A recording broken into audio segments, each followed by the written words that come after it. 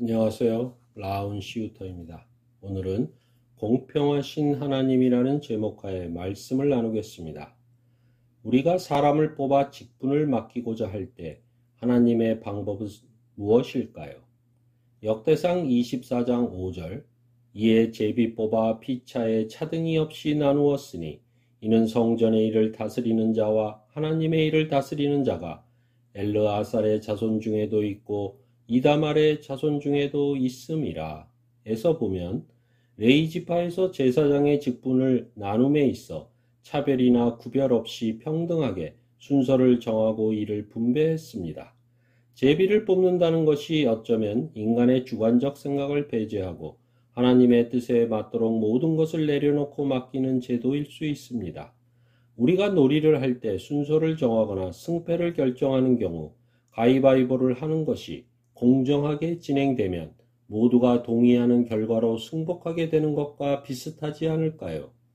제비뽑기가 구약시대의 유물로서만 가치 있지는 않을 것인가. 신약에서 배도한 유다 대신 12번째 제자를 다시 뽑을 때도 사용되었습니다. 또 31절에 이 여러 사람도 다윗왕과 사독과 아히멜락과 제사장과 레위 우두머리 앞에서 그들의 형제 아론 자손처럼 제비 뽑혔으니 장자의 가문과 막내 동생의 가문이 다름이 없더라. 에서 보면 당시 장자의 우선 제도가 있었지만 하나님의 사명을 감당하는 레위 지파에 대해 차별이 없고 모두가 공평한 상태에서 일을 하게끔 하셨습니다. 이는 몇 사람에 의해 결정되는 현재 교회 직분 시스템과는 다름을 느끼게 합니다.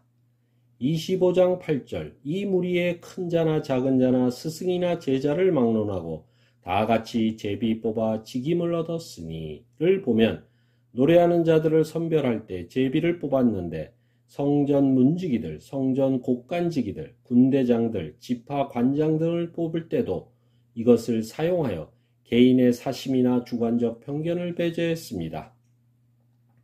로마서 3장 22절에서 24절 곧 예수 그리스도를 믿음으로 말미암아 모든 믿는 자에게 미치는 하나님의 의는 차별이 없느니라. 모든 사람이 죄를 범했음에 하나님의 영광에 이르지 못하더니 그리스도 예수 안에 있는 속량으로 말미암아 하나님의 은혜로 값없이 의롭다 하심을 얻은 자가 되었느니라. 에서 하나님의 의는 차별 없이 공평무사하시고 모든 이에게 대가 없이 주시는 은혜니 예수 그리스도의 십자가 보혈로 우리가 죄로부터 구원받고 새롭게 태어나는 기회를 얻어 하나님의 영광을 위해 살게 되는 것을 감사할 수밖에 없는 것입니다. 차별이 없는 세상이 되어야 하는 것은 예나 지금이나 추구해야 할 같은 사안이지만 아직도 불완전하게 진행되고 있습니다. 불과 60여 년 전인 1955년쯤 미국은 인종차별이 심한 시대이기에 한 버스 안에서도 흑인과 백인의 자리가 구분되어 있었습니다. 그런데 로자 박스라는 흑인 여성이 백인 자리에 앉아서 체포되어 버스 승차 거부 운동이 일어났고 법적 소송에서 승리했습니다. 그럼으로써 인종차별 제도가 폐지되어 화장실, 식당, 도서관에서도 자리 구분의 악습이 사라지게 되었습니다. 아이러니한 것은 2000년 전에도 이스라엘과 비이스라엘 사이에서 이와 유사한 상황이 일어났다는 것입니다. 비이스라엘인들을 이방인으로 취급하여 비할례자이며 선택받지 못한 자로서 신앙뿐만 아니라 생활에서도 차별하고 극단적으로는 노예처럼 대우했습니다. 베드로가 이방인들과 식사하다가 유대인들이 들어오는 것을 알고 피했던 사실로부터 바울의 힐책을 받았던 것을 우리는 갈라디아서 2장에서 익히 알고 있습니다. 그랬던 베드로가 사도행전 15장 8절에서 11절 또 마음을 아시는 하나님이 우리에게와 같이 그들에게도 성령을 주어 증언하시고 믿음으로 그들의 마음을 깨끗이 하사 그들이나 우리나 차별하지 아니하셨느니라. 그런데 지금 너희가 어찌하여 하나님을 시험하여 우리 조상과 우리도 능히 매지 못하던 멍에를 제자들의 목에 두려느냐. 그러나 우리는 그들이 우리와 동일하게 주 예수 은혜로 구원받은 줄을 믿노라. 에서 율법에 얽매여 비할례자를 차별하지 말라고 이야기하고 있습니다. 성령의 인도하심이 베드로의 과거의 생각과 습관을 바꾸시고 새롭게 거듭나도록 한 것입니다.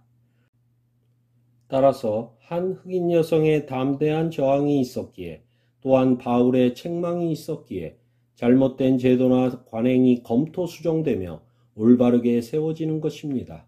그러므로 악인으로부터 핍박과 조롱을 받더라도 의로운 길을 선택하는 것이 신자의 길이며 삶임을 명심해야 합니다.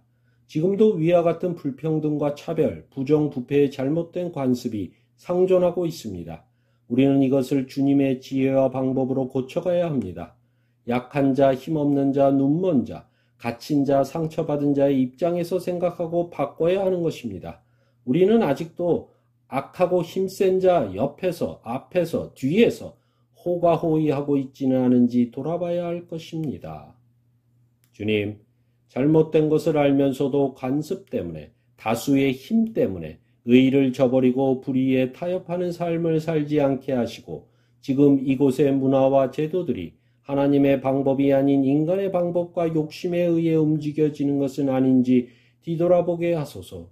객관적이고 공평한 하나님의 방법으로 살아갈 수 있는 세상의 규율과 관례가 만들어져 차별 없는 것이 되도록 지혜를 주소서. 아멘. 오늘은 공평하신 하나님이라는 제목하에 말씀을 나누었습니다. 감사합니다.